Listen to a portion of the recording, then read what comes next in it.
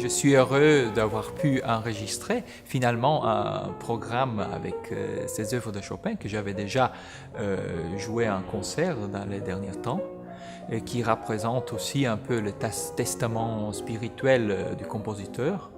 Et c'est évidemment, c'est pas seulement ma démarche interprétative, c'est une démarche de recherche qui dure déjà longtemps et qui s'est nourrie aussi d'un travail d'équipe au sein de l'Université de la Sorbonne et aussi un programme de recherche qui a animé plusieurs formations dans l'institution de Royaumont qui a permis l'enregistrement.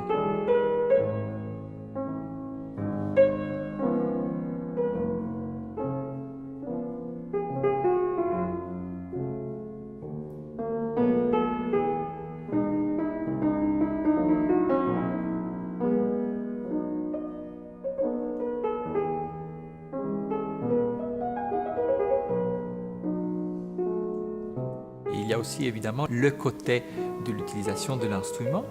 C'est un Pleyel de 1842 de la collection d'Edwin Bunk qui a restauré et mis à point l'instrument et qui représente l'instrument, la typologie d'instrument sur laquelle Chopin même a joué et tout son entourage et tous ses élèves.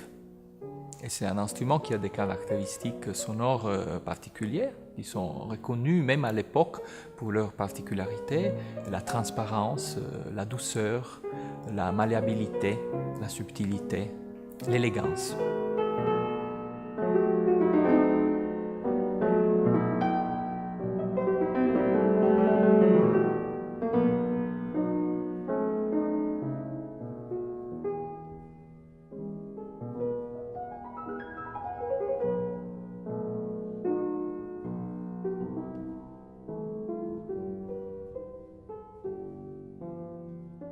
Pour ce qui concerne la vocalité chopinienne au piano, dans le jeu de piano de Chopin, il s'agit évidemment d'un grand mélange entre les suggestions du bel canto d'origine italienne, mais c'est aussi évidemment les produits de la connaissance de la mélopée originaire polonaise qu'il avait connue pendant toute son adolescence, de laquelle il était complètement rempli, qui a animé tout son mal de pays et donc qui a nourri son rapport compliqué mais passionnant avec sa patrie.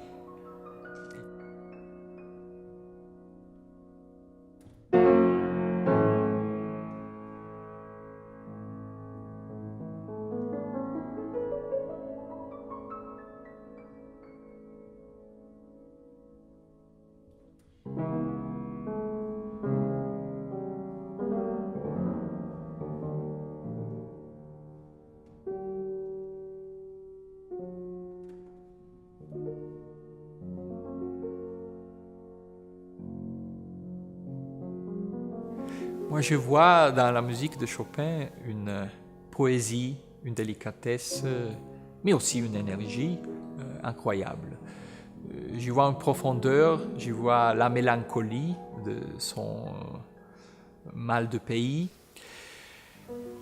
Je vois surtout le lien avec un monde qui n'est pas de cette dimension.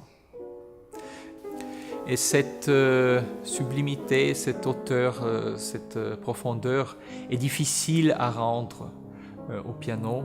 Et il faut pénétrer dans sa musique avec cet esprit. Il faut apprendre à y voir tout ce qu'elle nous montre et tout ce qu'elle nous cache.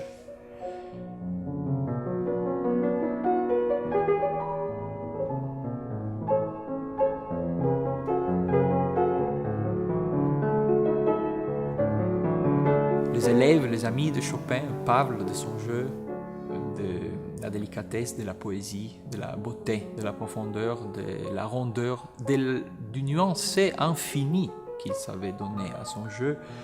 Un jeu qui n'était plus du piano, c'était de l'âme.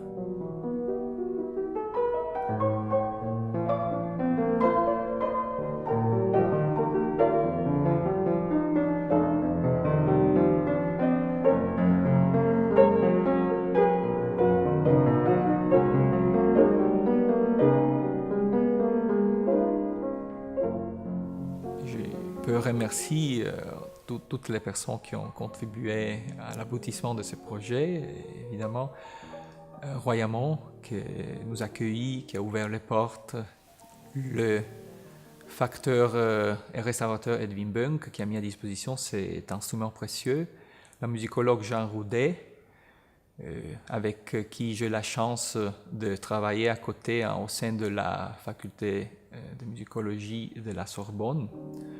Et je veux remercier évidemment la Schola Cantorum qui a choisi d'accueillir ces CD dans la série des CD recherche que l'Institut propose, institut où j'ai la chance d'enseigner depuis presque 20 ans et qui aussi a permis mon développement en tant que musicien, que didacte et que chercheur.